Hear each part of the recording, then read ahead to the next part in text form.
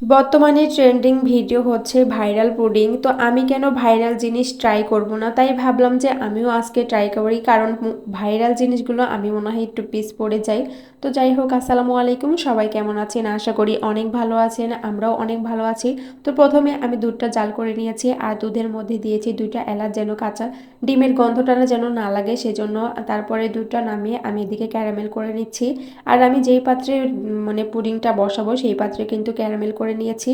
আর এদিকে ডিমের মধ্যে আমি চিনিটা দিয়ে ভালোভাবে ফেটিয়ে নিচ্ছি। তারপরে সেই ঠান্ডা হয়ে যাওয়া দুধটা দিয়ে তারপরে আমি আগে থেকেই কিন্তু রাইস কুকারে পানি দিয়ে রাখছিলাম, যেহেতু রাইস কুকারে বানাবো সেজন্য। তারপরে পুডিংটা দিয়ে আমি ঢাকনা দিয়ে দিচ্ছি, আর একটা টিস্যু দিয়ে দিচ্ছি যেন ভাপটা বের হতে না পারে।